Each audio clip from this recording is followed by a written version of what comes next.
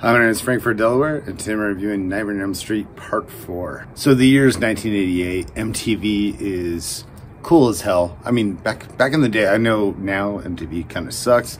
Back in the day, MTV was cool. They played music videos, and this is the MTV Freddy movie. So you had Nightmare on Elm Street 1, which was scary as hell. You had Nightmare on Elm Street 2, which was still scary Freddy, but it was the coming out of the closet Freddy, which actually, I love Nightmare on Elm Street 2. I need to review this one day. This one's genius. And you had Part 3, which was Freddy finally found his niche. He was the badass Freddy. And Part 4 is MTV Freddy. I love it.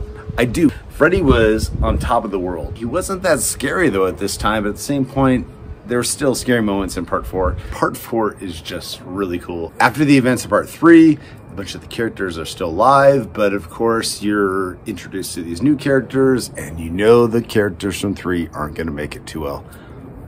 Mustache is looking good today. Also, the character of Kristen, played by Patricia Arquette, she's not in this. She was replaced by Tuesday Night. And Tuesday Night did good. Freddy's back. You got Kincaid, and there's this awesome scene in the opening of the movie in this junkyard, and this dog pees, like literally pees, and it brings back Freddy. I've never heard of a dog peeing somewhere, and then that brings Freddy back, but it did. Cool. Freddy's back, and of course he kills a bunch of the characters from Part 3, and then we have to get to know the new characters from Part 4, and a bunch of them die too.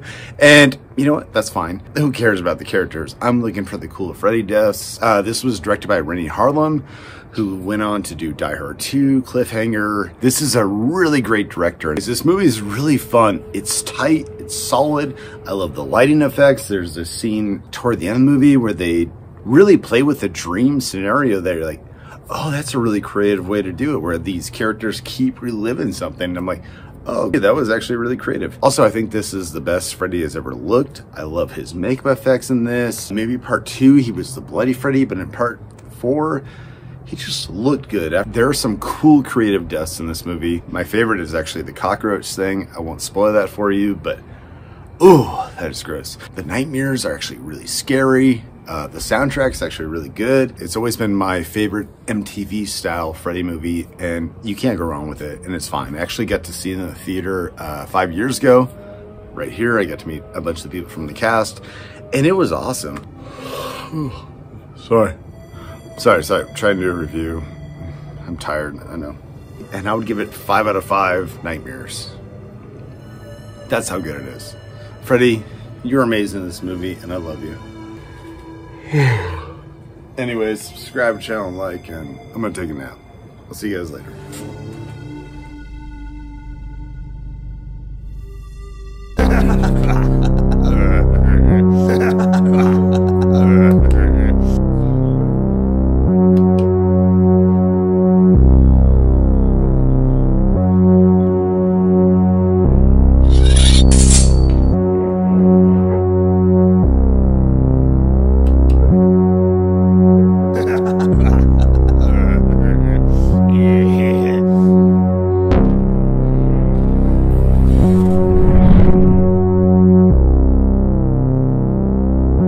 Welcome to Frankfurt's house as he does his reviews. Your reviews suck. You like my knives? You're in for the long ride now. Grab a hold of your hats and belongings, because this one's gonna be a bumpy fucking ride.